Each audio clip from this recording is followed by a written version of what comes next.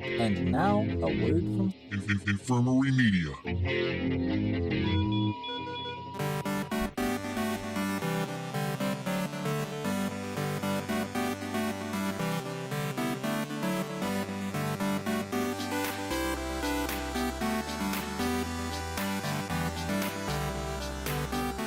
Hey dudes and dudettes, thanks for tuning into this episode of the Be Kind and Rewind podcast, a podcast chock full of everything nostalgic about the 80s, 90s, and more, where we chat with our favorite celebrities about our nostalgic VHS days. I'm your host, Carlos, and this episode, I'm joined by one of the awesome hosts from the 90s Nickelodeon game show, Wild and Crazy Kids, the show that goes anywhere and does anything to find kids having fun. We've also seen him in many other movies and TV shows like The Wonder Years, One Life to Live, Seventh Heaven, Who's the Boss, and Wish Upon a Star, with much more. So I welcome Donnie Jeffcoat to the podcast.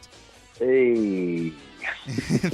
Thanks again, sir, for making this work. I know you just got back from a trip as well. You're enjoying some fresh oysters, it looked like, on Instagram I saw recently.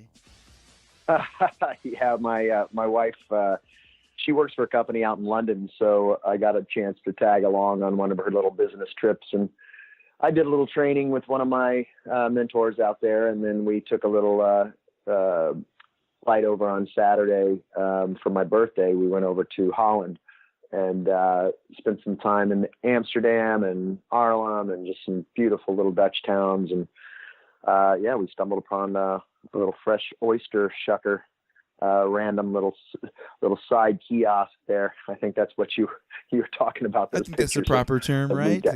Yeah. So had a beautiful weekend. Well, great. Just got back a few days ago. Yeah. Awesome. Well, happy belated birthday. Thanks, my man.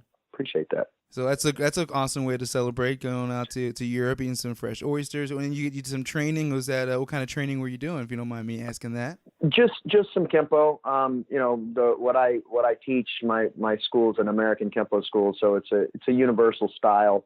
There's dojos all over the world. So when we travel, and I travel actually throughout the year and teach abroad. Like this year, I'm teaching in Boston in a few weeks. Then I teach in Barbados in October. I teach in England in September. And a couple of years back, we were in Germany and France. And so it's a neat little community. And so when you travel, you just call one of your Kempo buddies and they'll come out. And like one of my friends, Damian Abbott, came up from Exeter and met me in London. We just went to the hotel gym and bruised each other for about an hour and punched, kicked, and then talked it out over some beers. I was going to say, you have automatic drinking buddies all over the world at this point. Pretty nice. Yeah, exactly. That's cool. Well, it kind of leads me into, I want to talk about the your self-defense academy, the Shaolin American Self-Defense Academy, which I'm sure you constantly updating, trying to learn new things. So how long ago did you open that? We'll be 8 years old in June. My 8-year anniversary will be this June. So it's gone by fast, but we opened in 2011, and it's been sailing steady and growing rapidly. So it's been a really neat thing in my life. I've been really enjoying it, and kind of given me a chance to enjoy the art of acting again without having to worry about chasing job after job. You and I have spoke about the industry changing drastically over the years. I mean, it really has taken a different turn, which is still a great industry. Just, it's much harder to make that living as what we did back in the 80s and the 90s. So it's been nice to have that backup plan kick into effect. And I find just as much joy in teaching as I do, performing. So it's been a blessing. That's awesome. And how long? When did you start in martial arts as a kid? Yeah, I actually started martial arts the same year I started acting, back in I guess it was 1985 or so. So we just kind of started the martial arts kind of as an addendum to my acting and performing arts and stuff. I think my agent back in the day was encouraging it just to put on my resume. And so I kind of took to it and never really stopped. I've been training pretty much throughout my whole life. Well, great. And so with the Self-Defense Academy, I'm sure you're an ambassador as well. Other people come to you when they're in town. They want to learn a few things. You take them out for a few brews out in the town.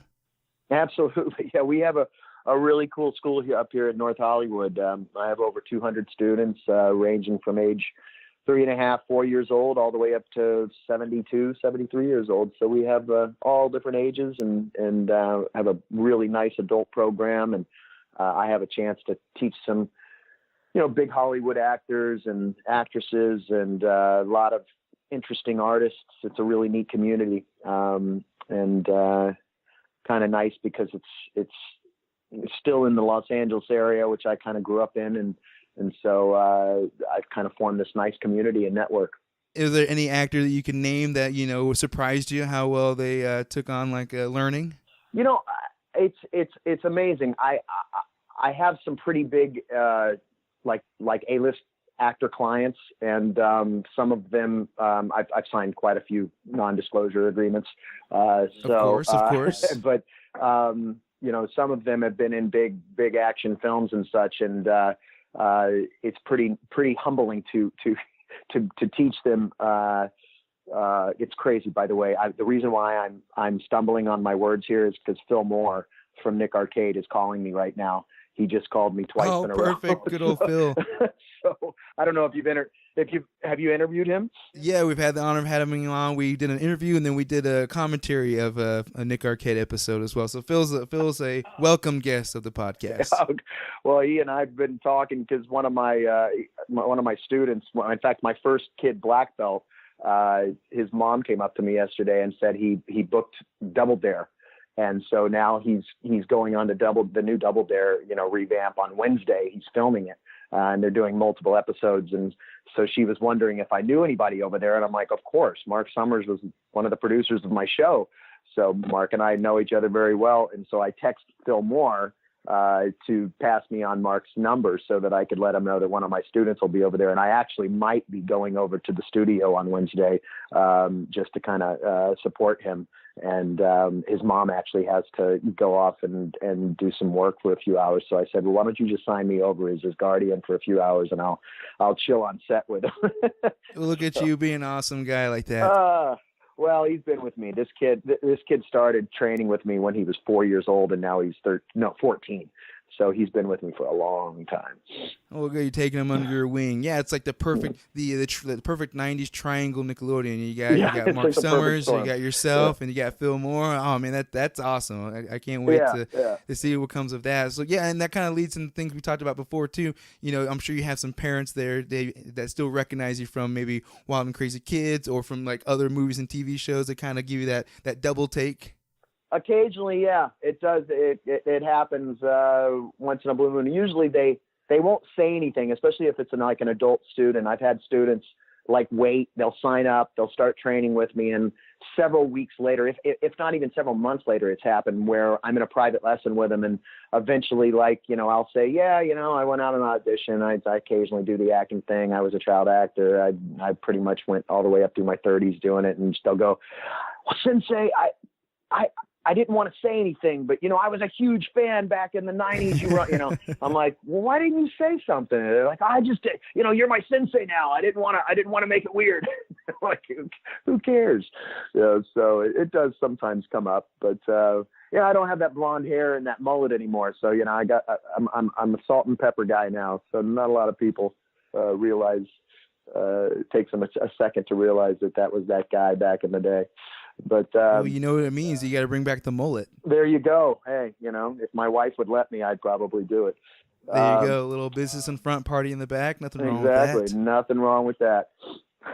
But yeah, I can't remember what I'm sorry we got interrupted with Mr. Moore here. I'll give him a call back. But no, you're fine. Yeah, what were we talking about? Just finding out, about parents who may have been recognized you because, of course, they're all getting to that age where, young kids or the kids of parents who are around, my age, 35 to 40 or so, they're starting to, they're bringing their kids in. I was like, is that who I think it is? So I'm sure, like you said, you've got a couple double takes. You've had students kind of hold off because, of course, they want to maintain a little bit of that balance. But, of course, they can't hold back. Can't hold back a 90s Nick kid from geeking out.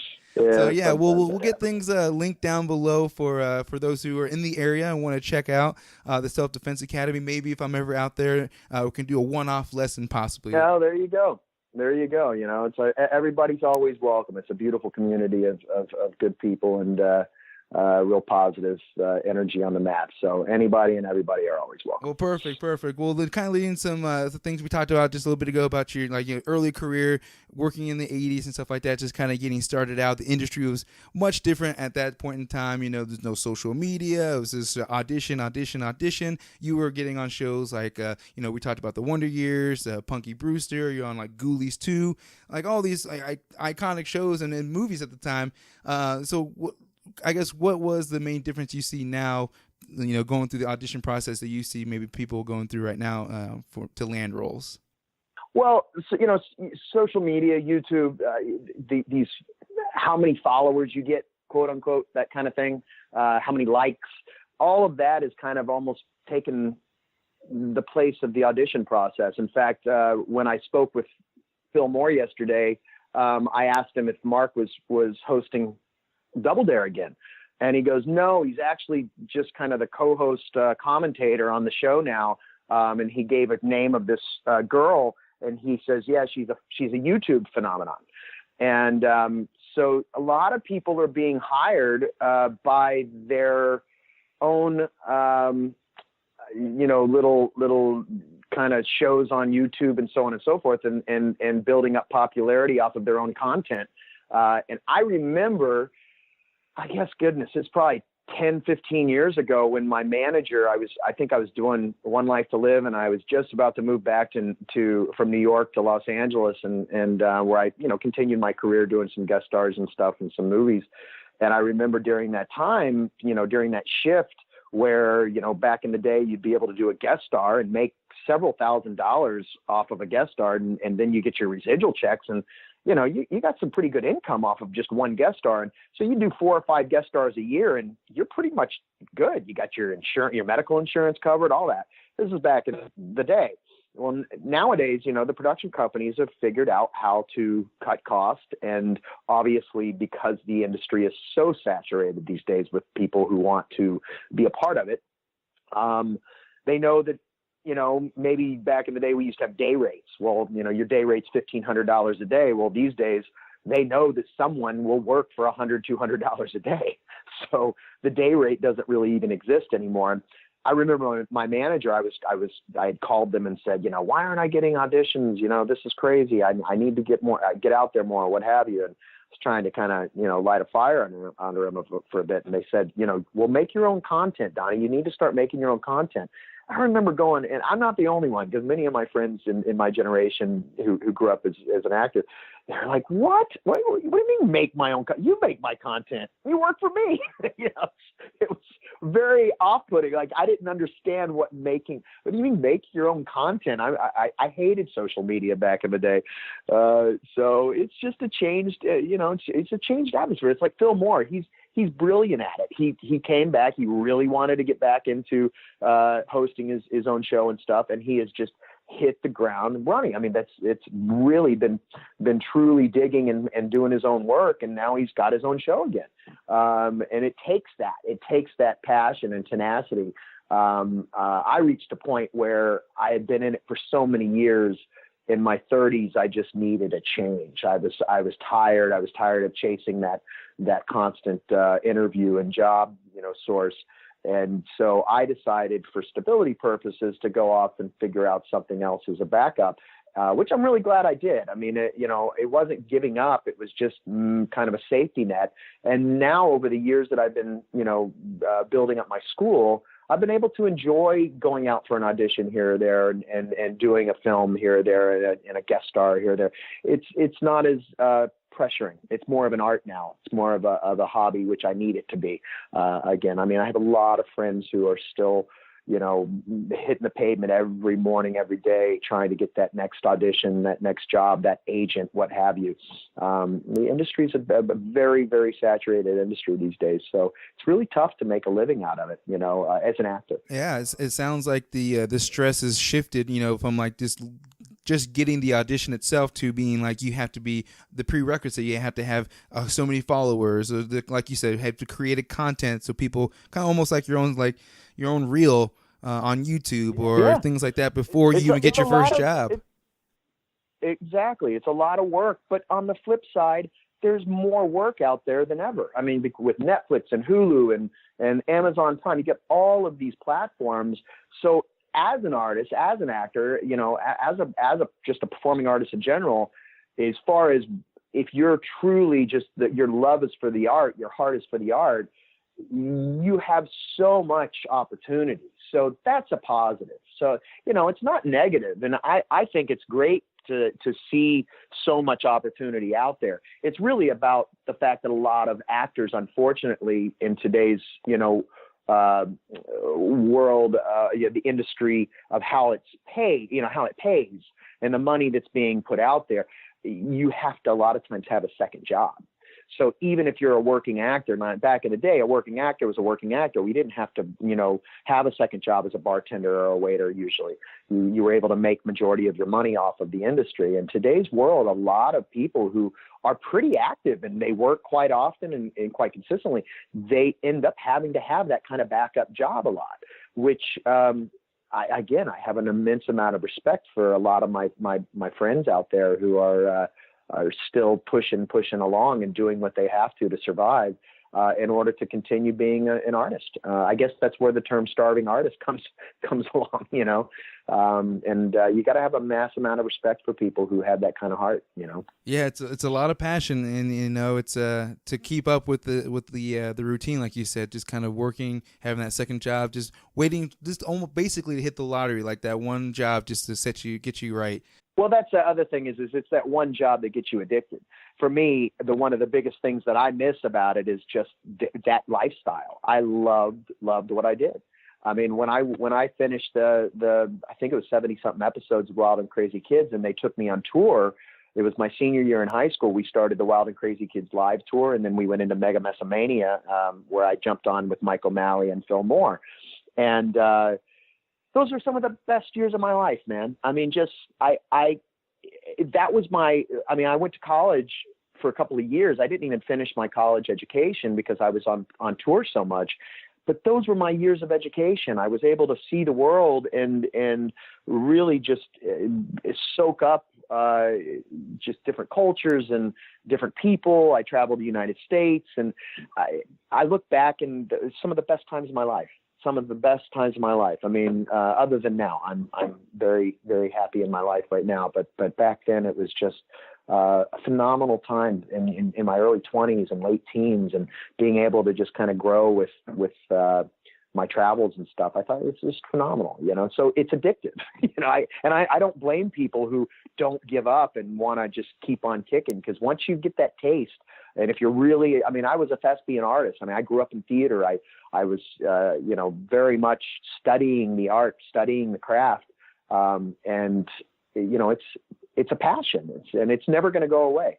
My wife's the same way. She and I are always talking about, as we get older, we'll probably start doing even just community theater if we have to. The one thing about my job that's lovely, being a martial arts teacher, is when I'm in front of my students and I'm teaching them self-defense, I feel like I'm getting that kind of same taste as being on stage a little bit, you know, because I'm up front. I'm in front of everybody. Kind of, I get to throw down a little joke here or there and make people laugh. And it's a creative, you know, also with the techniques and the self-defense part of it, you're creative. You're coming up with your own technique and your own, you know, form of motion and movement. So, you got to keep those acting chops and the improv up. Keep them nice and sharp. Exactly. I mean, the reason why I think I was so successful with my children's program is because of Wild and Crazy Kids. I was around kids my whole, you know, teen years growing up, from freshman year of high school all the way up through my senior year of high school. And it was like the biggest gift. I mean, you never think of it back then, but now I'm in my 40s and I'm looking back and I'm going, wow, without that chunk of life, of that education, having to deal with kids on a daily basis when I was hosting that show, I wouldn't be able to mentor these children like I do today, because I learned so much in my youth from being around them. You know what I'm saying? So, pretty neat how it all kind of just organically came to fruition. Yeah, it helped you basically master wrangling cats. Just getting kids all wrangled up, making sure they're all listening to what you have to say. So yeah, no, totally understandable. And like you said, it's an addiction once you get that one job, because it validates your hard work and your talent and things like that. Especially probably more back in the day, whereas now it's kind of like just depending how many followers you have and what kind of content you put out might be more validation than the talent over the talent nowadays. Yeah. But you gotta have a lot of respect though for that. I mean, I tell you what, the fact that these people, young people, and I mean, I know some people in their 50s who are doing it, in 60s who are doing it. The fact that you wake up and you have to self-motivate to get that content out there and to keep up with the social media posts and all that, that's a job in itself. So I have an immense amount of respect for these artists who are taking it upon themselves to create their own life, their own future. We didn't have to as much. We had agents and managers doing a lot of that work for us. But even these days, if you have a good manager and agent, you're still required to keep up with that kind of secondary part of the job. And like I said, man, I mean, kudos to all those people who are creating their own future as an artist, because it's not easy. It's not an easy task, and people are very diligent and very motivated to do it. I know quite a few. Yeah, no, exactly. Kudos to all them. And, it's just kind of interesting to see how much more it will evolve as the years go on. So by the time you get, years down the road when you start doing the community theater, let's see what the trend is at that point. Maybe the trend will be, if you're in community theater, we want you in our movies. So it could be the perfect timing for you. Absolutely. You never know, man. So, yeah, well, we just kind of touched on it, but I want to get into, of course, your work with Wild and Crazy Kids. Welcome to Wild and Crazy Kids! The show that goes anywhere and does anything to find kids having fun.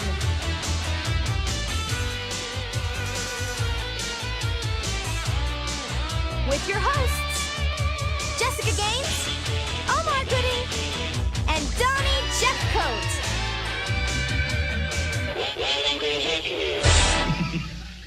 So you started there when you were a freshman in high school, is that right? Yeah, it was like 1989, I believe. Yeah, so it was like right as I was getting into my freshman year, I think I had the audition, because I had just finished screen testing for the Mickey Mouse Club, actually. And just about a month or two after I got back from Florida, I ended up getting the audition for Wild and Crazy Kids, and it was like a 2 or 3 part process, and they grabbed us and put us on that show.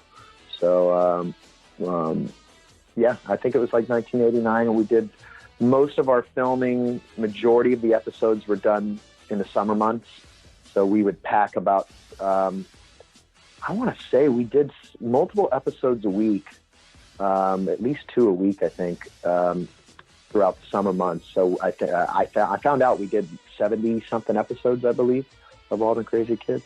And then I didn't even know in 1993 was I think when we filmed our last episode, or maybe it was 92. Our final episode we filmed and we went out of production, but then they started rerunning them, and they continued rerunning them, I think, until 2000, 2001. I had no idea they were rerunning. I was still, you weren't watching. I guess you weren't Nickelodeon demographic at the time. No, I didn't watch a lot of television back then. I was living, I had gone from the Nickelodeon series to the live shows, so I was touring a lot. But then when I was back in LA, because of the weekend tours, it was like Friday through Monday I'd be gone. But during my weekdays, I was still auditioning and doing movies and guest stars and such out here in Los Angeles. So in 1997, I moved to New York because I booked One Life to Live, a little contract role on that show.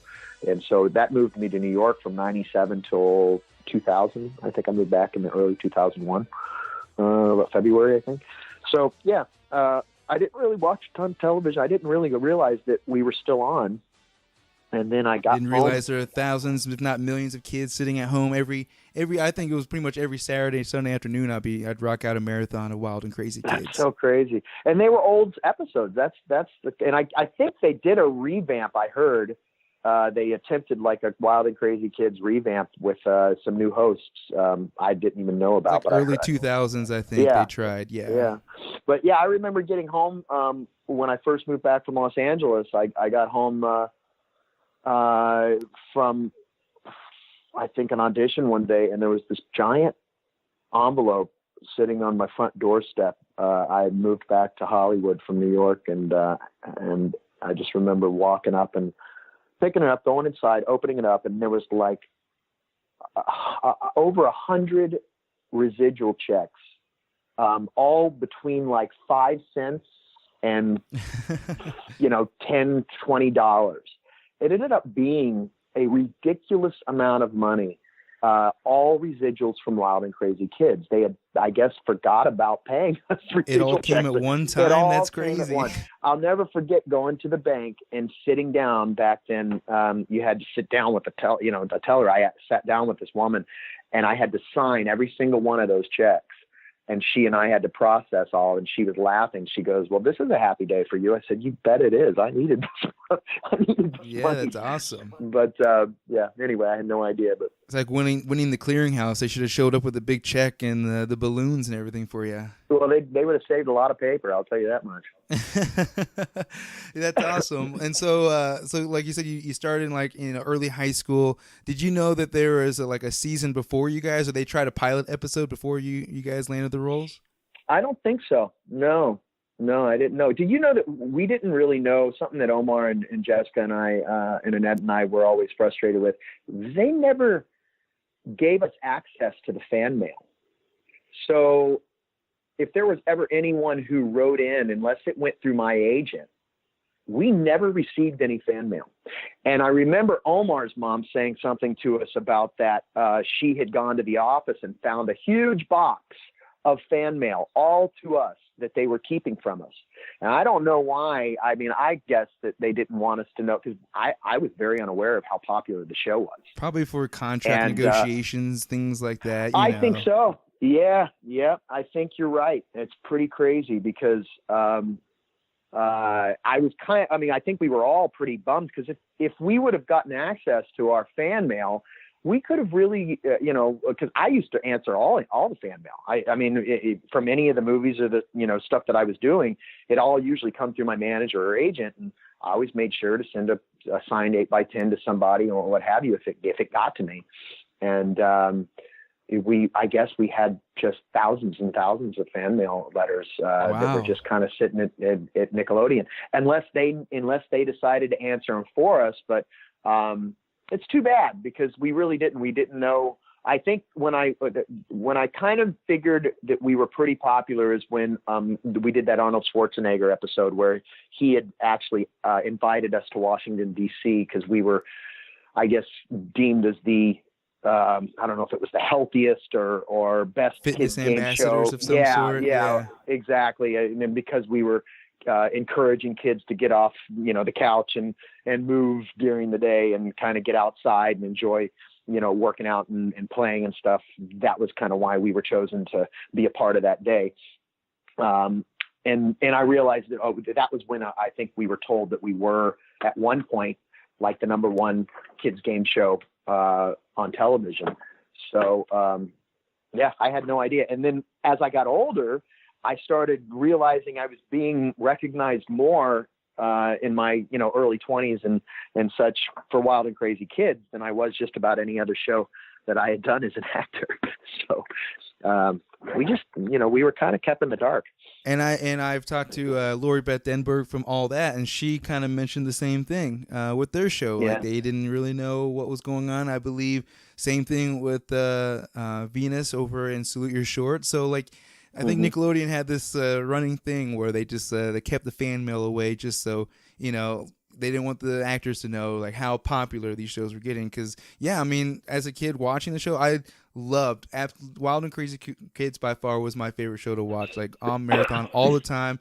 The intro, that intro alone got me hyped every time with the guitar solo and stuff. So like, it's not a surprise that you guys had the #1 show, but it is surprising hearing these stories now that Nickelodeon kept these fan mail from you guys. But after reading all of them, were there like highlights or just like any of them that stood out to you that you were reading?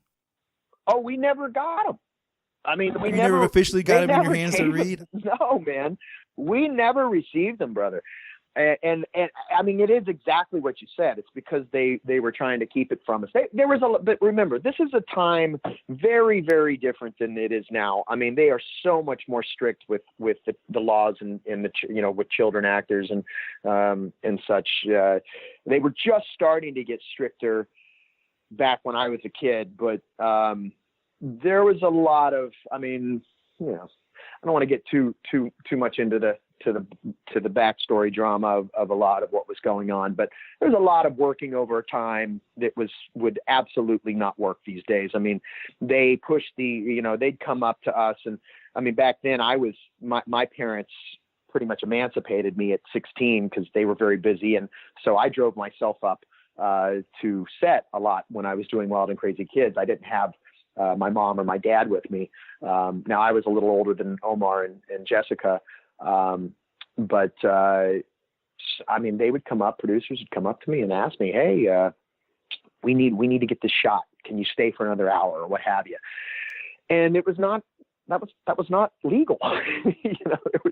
There was a lot of stuff going on back then that would not work so much these days. So it's just the way it was.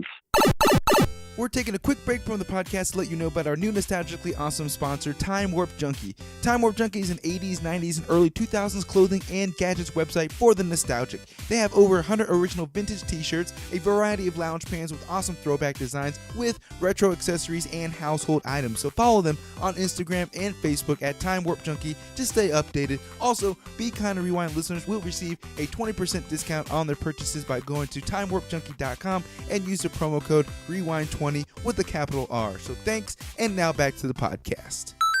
Another thing I've heard and read about with Nickelodeon, just like it's just kind of the Wild West in the late 80s, early 90s when it comes to producing a lot of the Nickelodeon shows. This is kind of how it was to make it work. You made it work, and then, like you said, if you had to maybe step over a few lines in regards to legally, then maybe sometimes it happened. I can't tell you how many times, like, there were some questionable things just to get a shot, especially because with Wild and Crazy Kids, we were always dealing with the elements because we were outside. And so being outside like we were all the time, with kids and different lighting problems and stuff, things would come up left and right. I do give a lot of respect to the 2 or 3 main producers of the show, because they did a lot of impromptu, fixing just to get the show rolling. But it's just a different time in life, Yeah, it feels like there's this constantly, like you said, working on your feet, working on your toes, especially like you said with these producers who are probably a little younger, like in their 20s or so, I'm sure. Yeah, they were probably in their trying to produce 30s, the show. Yeah, they were probably all in their late 20s, early 30s. Okay, a little bit younger, trying to get things to work on this TV show, especially like you said, outdoors, dealing with the weather and dealing with not only that, but with all these kids that you guys are wrangling up, and you wrangled them up from like local schools. Is that right? Yeah, supposedly whatever. I mean, we did a lot of our filming in the Valley. In the San Fernando Valley up here in Los Angeles. I mean, of course, we went other places, but a lot of it was at different parks and stuff around here. So I guess they would just put a bunch of signs up at schools, and I get a lot of that these days. Yeah, I was on set back in when you guys did Wild Rivers down in Irvine. A lot of people will tell me that they were a part of that. But yeah, they would go out there and mention it to local YMCAs and schools and so on and so forth to get more kids to just show up. And that's what it was. So you probably had no issues getting kids. No, you just show up. I mean, they just showed up, signed a waiver, and spent their day getting slimed and egged and whipped creamed and so on and so forth. I mean, and alongside me, because I was the guinea pig for all of that. somehow Omar and Jessica usually got out of a lot of the mess, and I think it's because their parents were there and my parents weren't. It did seem like you got the brunt of all the gross stuff. I always did, man, and nobody ever had a shower for me. It was always a darn hose. But anyway, those were the days. You're doing like the intro, so you got to like have it on you the rest of the day. Oh, I used like to that. smell like rotten eggs by 4 or 5 o'clock. Driving myself back to Irvine. I was living in Irvine at the time, and driving myself back to Orange County and just smelling like hell. Can't wait for a shower. But anyway, those were. Kind of getting into like the first landing the role and things like that. Like I asked earlier, I didn't know if you guys had any knowledge of the previous pilot that they had aired. It was like similar. I've seen it before. It's definitely just a tame version of what the show ended up being, but I wasn't sure if you guys knew that you were replacing them or if they were like just going in a different direction, that type of thing. Now that you mention it, I think we did realize that we were replacing them. I'm quite sure we were aware of it. I know they were recasting it. They had kind of I don't even know if the original casts were union casts. They might have just been for the pilot. That's not, to this day, they still do what they call sizzle reels. So they'll hire non-union actors or actresses for very cheap, if not free, just to get them a reel or what have you, without any promises of contractual agreements for the actual series. And then they'll replace the actors. Even for movies, they do that. They'll do a sizzle reel for a film or a series, and then they'll recast the whole thing once it's sold. So not something that's unheard of. Yeah, so I remember seeing that because I had never seen it as a kid, but recently on YouTube you can see it, and I was like, yeah, it's just like you can tell they had a certain type of host they want for each person, and then of course it's just like tame version of the games that we end up getting. But when you guys did land the roles on the first season, it was you and Omar and Annette Chavez, right. and then Jessica came on, second year, season 2 and 3. So what was Annette? What was the point of phasing Annette out? I think I heard once that maybe she was like aging out of the role, but were you guys about the same age? She might be a year older than me. I think maybe it was an age thing. I'm really not sure. I'm not sure exactly what took place. We were just told that she was no longer available, and now Jessica was taken over. So it had something to do with, I think, age and such. They wanted to keep it and going. as kids, we have no idea. Yeah. We're just speculating on at recess. Like, do you know why they changed those? Do you know why they changed those? No one knows why. Exactly. But of course, they replaced with Jessica Gaines, and Jessica is fantastic. Love her as a host as well. So she did a great job coming in to finish out the seasons. Yeah, it was all good. We all just went right back to work and bonded and I never knew my lines. They always knew their lines. So. The consummate professional, always, right? Yeah. Oh, buddy, I always had them write those lines on the boards and hold them up by the camera. The SNL cue cards right there in front of you. Exactly. Well, a couple other things too. I read in the Slimed and Oral History of Nickelodeon's Golden Age, that book that came out a couple years ago. Read some cool things about the development of the games. So, like, did you know how they developed a lot of the games, or like maybe just transition from one thing to another? I know that a lot of the development came from this specific group of producers, and they would basically, have these big group meetings, trying to come up with different ideas and such. Now, is this meetings in quotations, meaning parties, probably? Could be. This is where you're going to lose me, because I have no idea about that. I do know that some of the games I've heard, like Dizzy Bat Baseball, was actually it was I guess a fraternity game of some sort. And either that, or after seeing it, kids of your generation turned it into a fraternity drinking game. So I'll take either way. Yeah, if it originated on Wild and Crazy Kids, by all means, keep it that way. But either way, if we adapted it, I'm for that too. But yeah, that one, when I would see it on the intro, I'm like, I feel like I played that in college with a little bit of additional, additional beverage in there. So yeah, like Because some of my favorite ones, of course, like the Human Space Invaders, the Colossus Water Cup one, the step-by-step coaster you guys did on there. I remember that one. The Moon Shoes now some baseball. of those I mean, like that Moon Shoe, and that one was absolutely a bit of a failure because those Moon Shoe boots could only hold so much weight, and man, we were having people twist their ankles left and right, and that got a little crazy. I remember that day. There were quite a few days that were like, whoa, I don't know if this is going to work today, and they always seem to have a backup plan though. So I always feel like the water parks are my favorite episodes, like Wild Rivers, those episodes. I feel like, and you look like you guys were having a great time on those as well. Yeah, those were great. I tell you what, as a kid, those were my favorite episodes to film, because we got in, back door. We usually got there hours and hours and hours before the park would open. So the first several hours of the day, I remember running up slides, from the bottom up, they always allowed us to bring a friend. So a lot of times I'd have a buddy or two with me, specifically on the Wild Rivers. We did one episode, I think, at Wild Rivers, and then one episode at Raging Waters. And so when we did those theme parks, the water parks, we used to have a blast, man. Oh yeah, coming in early, getting your friends in. Like you're like the coolest friend everybody could have at that point. Absolutely.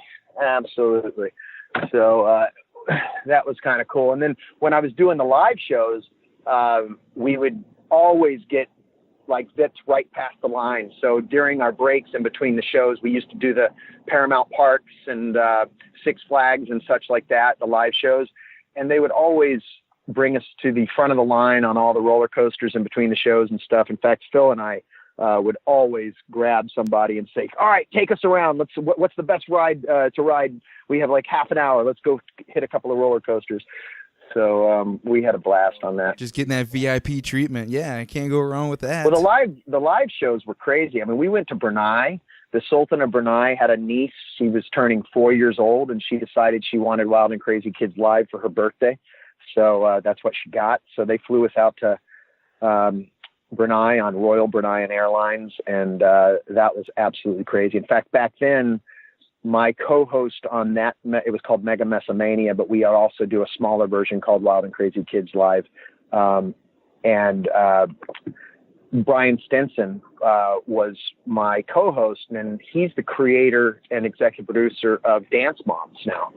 So he's still in the industry, but doing it behind the camera stuff. So was the live tour, was that the first glimpse, or was it like when you, I guess, kind of knew about the fan mail, when you knew that you guys were super popular? Because I remember I went to one of the Nickelodeon Nationwide tours they did with like Phil Moore. They're doing Nick Arcade. Like my parents even got pulled up in Topeka, Kansas on stage and did this whole obstacle course and things like that. So was that when you guys kind of realized the popularity of all your shows? I mean, I remember when we did like the Great Western Forum, and we did Madison Square Garden, and we were, pretty big audiences, and then the reactions of, asking for autographs and all that stuff. That's when I started realizing, we were a much bigger presence out there than what we actually knew. Like I said, we were very much kind of kept in the dark over the years that we were filming from 89 to 93. I think once we got off the show, that's when it kind of started to spark of, oh, wow, this was actually a show that people watched. Even when I was in high school, people would come up to me, especially, the little brothers and little sisters of my friends and stuff, and they'd say, I love Wild and Crazy Kids. But I was very much also a kid who wanted to kind of be normal. I was glad that I was not living in Los Angeles at that time. I mean, I was glad that my parents kind of kept me kind of in a more just normal atmosphere. So I didn't pay a lot of attention to it at that time in my life. The industry was a big part of my childhood, but I did separate the two. I was still very active in school, and I was actually even doing school theater sometimes because I just wanted to be a part of it when I had time. I wanted to go to the school dances. I wanted to be kind of a normal guy. And I wanted to keep my friends who were not all actors. I wanted to keep my school friends. And again, I participated in different Hollywood, parties and events and such back then. But I really did try to kind of maintain a bit of normalcy in my life as well. Yeah, well, I'm sure you guys kind of also realized when you mentioned earlier when like you started getting celebrity guests on the show. Like we had Arnold Schwarzenegger, you had to go meet him, but then you also had like Mark Summers, who's producing the show, came on, but of course he was doing Double Dare at the time. Jonathan Taylor Thomas, Tobey Maguire, and then the cast of Salute Your Shorts had come on. So like those were some of the cool episodes as well to see. Like you can tell that was probably the third last season. You guys are starting to get more of the celebrity guests. Yeah, we started getting more guests. I guess even then, now that you sparked memory, that was when we also were like, oh, wow, we're kind of part of the Nickelodeon crew. Because remember, this was not Wild and Crazy Kids was not owned by Nickelodeon. It was owned by Woody Frazier Productions. Woody Frazier was the executive producer of a show back in the 70s and 80s called That's Incredible, and several other shows. He was pretty big time. He's the guy who was, I think other than Mark Summers, I think he was the main executive producer of the show. And I think they sold the show to Nickelodeon to a certain degree. I don't know even if Nickelodeon, how much stock they had in. I don't know how much they owned. But we were not one of their originals. It was not an original Nickelodeon produced show. That's to my understanding. Oh, I was supposed to have spinal surgery, when I was doing the tour. We were up in, I want to say either Washington or somewhere up in the Northwest, Alaska, somewhere like that. And, in fact, I think Phil was with me, and no, it was Jonathan, the guy from Hey Dude. I think he was on tour with me at that time. Anyway, nice. The stagehands forgot to clean off but it's caused me years of pain. I dropped into a 13-foot drop into the orchestra pit because I slipped on some slime and whipped cream. Man. And I was in the middle of the sentence. I had the microphone in my hand. I was running back onto the stage from they had just cleaned off one of the games to start the next round. And I literally hit it, and I slipped about, like I skated about a foot or two right off, and I landed directly on my spine, and it dislocated my lower L1, L2, L3, all that very low, like coccyx area, and caused a severe herniation. And I literally had to fly home the next day, and I couldn't walk for almost 2 weeks. Oh wow, man, that sucks. Yeah. Just for some slime and some whipped cream, having to go through all that. Yeah, I wish it was, It's probably a lifelong thing you've been having to Well, deal I was with. supposed to have surgery last December, and yoga is the reason why I didn't get the surgery, is because I've been strengthening my core back, and it's taken a lot of the pressure off that injury. So I'm trying to. Well, great, man. We'll keep it up. Yeah, same here. I was like, once I kind of felt the pressure off the knees, I'm like, all right, I guess I'll keep there it you up. go. Thanks to the wives, That's it. But yeah, so what we'll do then, we'll just kind of get into the post Wild and Crazy Kid stuff. Just a few things here. Of course you did, 75 episodes of Wild and Crazy Kids, and then you start landing some other roles, like Step by Step, The Murder, She Wrote, Seventh Heaven, and then Wish Upon a Star. And then one of my favorites is the Last Chance Detectives, Legend of Desert Bigfoot. The Legends of the Desert Bigfoot. My wife and I, we were over the holidays, we took a little horseshoe trail with the truck up through Grand Canyon, and then up north to Bryce, and then circled back around through Zion. And as we were driving, I was telling her through Arizona, we drove through Kingman, and I was like, this is where I shot this little film called The Legend of the Desert Bigfoot. And she's like, are you kidding me? I go, yeah, they had us come out to Kingman, Arizona for like 4 or 5 days, and we shot that in the middle of the desert, that little scene. So I remember I had a slumber party, and it's one of those where the mom was she was in charge of the movie, so we thought we were gonna get like Terminator 2 or something like that. And she's like, "Hey, I got you guys Last Chance Detectives." I'm like, "I've never heard of it. I'm a little skeptical, but let's give it a go." And then of course, we're watching, and here you go, a familiar face pops up. I'm like, "Oh, this is pretty solid. Last Chance Detectives, no problem." Oh my God. That's hilarious. Yeah, I guess that was like a whole little series of many little stories for kids. That's so funny. Yeah, it was one of those that it was very unexpected. But also another one, the Wish Upon a Star, was another one. So you're just basically capturing the teenage demographic at that point. Yeah, my representation I was basically 19, 20, 21 years old then. 22 maybe, and they were really, gosh, Phil is calling me again. He's got perfect timing. We cannot. I just left him a message. I said, dude, I'm probably going to be back on the phone again with this interview. Text me before you call me. And I guess he did not listen to the message. We've been playing. Well, you can send my regards and my hello to Phil when you guys finally get to talk. I'm sure Mr. Moore will ditto that back at you. Anyway, so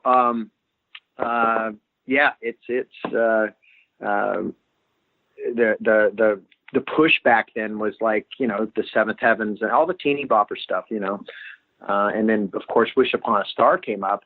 We had no idea that movie was gonna hit so big, when Disney bought it, because it was not originally a Disney film. It was made by a production company, Lucadia, and they were doing a lot of just kind of good, solid, clean. It was a Christian-based, or actually it was Mormon-based production company out of Utah.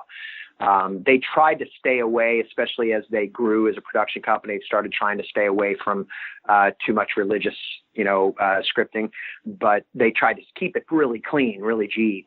And that's when Disney bought it. And Danielle Harris and I, in fact, Danielle Harris's sister is now one of my clients, and we were just talking about how I don't think we've made that much money off of residuals in a movie ever. I mean, that movie actually it made us a good living for a little while, just off of residual checks. I mean, it's featured on Amazon Prime. I know, very often. It's crazy, and that's another one that I had. It took me a while to even realize how popular it was. I mean, because I was still kind of I was just kind of focusing on my career, so I didn't really keep up with the popularity of things. And then later on in life, again, because they played that for so long after it was made. I mean, my wife actually says she loved that movie. She's about your age, and in her early 30s, and same thing, man. That's crazy. She says that it was like one of the most popular movies back then. I'm like, what the heck? Exactly. It's just one of those. It's funny too, because when we started planning out the podcast, it just happened to pop up on Amazon Prime. I'm like, oh man, I'll check that out, and it just kind of just stayed on there. So I'm like, they're pushing it. So you're definitely still getting the younger teen demographics with that one. That's actually one of them that some of the kids at at my dojo, they will come up and say, Sensei, I saw you in a movie this weekend. I said, which one? Wish Upon a Star. I go, wow, they're still playing that thing, man. So that's moms very are funny. Moms are still remembering the old school for sure. I guess so. It's crazy. Yeah, well, awesome. So just kind of wrapping up a few things real quick. My last question will be, I guess, you guys have done some reunions and some Comic-Cons as of recent years. Are you planning on doing any more of those with Wild and Crazy Kids or with Nickelodeon at all? It's funny you asked that. Phil actually mentioned that to me, and he goes, why aren't you doing more of these Comic-Cons and these, kind of nostalgic events that they have out there? And honestly, if I knew about them and I was invited, I would. I'm not really connected in that circle. He's like, I'm going to connect you with this person. They'll love to have you. So we'll see. He's the right man to get a hold of for sure. He is a go-getter. So, I'm definitely open to it. I love to go out and reminisce with fans and stuff about the old days. So maybe you will. Maybe you'll see me around a little more. I love to do things like that. So, maybe I can get into it through Mr. Moore and some of my buddies. A lot of my old Mickey Mouse friends like Chase and Hampton and Damon Pampolina and Dee Dee and all that. They do a lot of that stuff still. Yeah, I mean, it's blowing up. I mean, Comic-Cons, of course, you can go to one every weekend if you wanted to. And of course, 90s nostalgia is pretty much at an all-time high. So you basically, you're at the right window of time if you want to jump into it. I think you'd be even more surprised as regard to how much fan mail you got in the day, as opposed to how many people are going to be lining up to come talk to you about their favorite game at Wild and Crazy Kids or something like that. Yeah, that'd be cool. So yeah, well, hopefully we'll get to see you out before too long. Maybe you'll make your way out to Denver. I'll keep an eye out, and we'll see how things unfold at that point. But I honestly cannot thank you enough for taking the time. We've worked it out a few times, but we made it work. So I appreciate you staying in there and being an awesome guest. Oh, brother, it's my pleasure. My pleasure. Great to talk to you, and your questions were awesome. It was fun to kind of get back into that world again. Those are great memories, brother. I mean, it was just, of course, it was a wonderful time of life. And I can probably speak for a lot of us that were, around back then on Nickelodeon and such. And it's pretty neat to know how much we touched, the fans out there.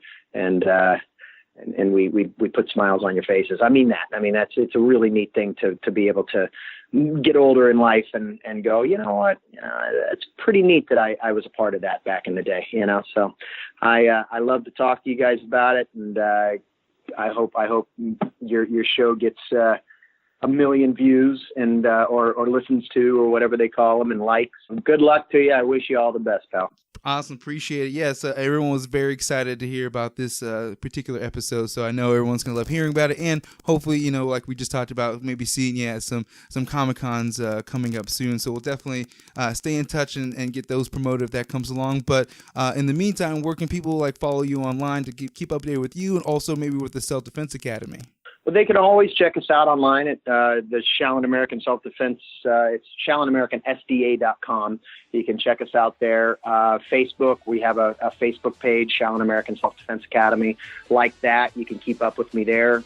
And I'm actually going to start pushing myself a little more on Instagram, something that, again, my wife is encouraging me to do. I'm very weird social media guy. I post things here and there, especially if we're on vacation, pictures, that kind of stuff. But I'm in business, of course, with my martial arts school. But anyway, I think I'm going to get on it and be a little more present and see if I can spark a little interest from fans and maybe get out there a little more. And I'm actually, I have still representation in the industry, so I'm actually kind of opened up to maybe popping back in a little bit and getting back into TV and film. So we'll see. It's always going to be a part of me. It's always going to be in my heart. Maybe you'll be in the next chapter of the Last Chance Detectives. We'll never know.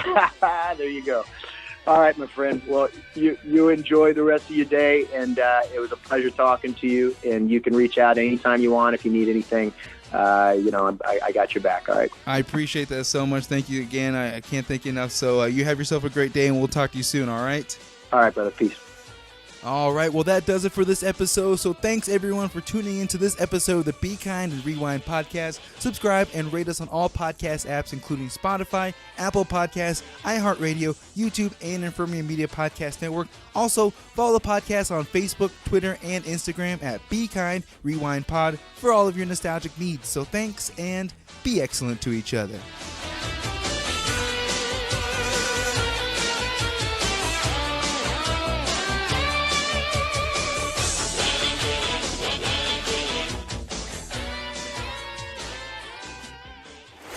Infirmary Media.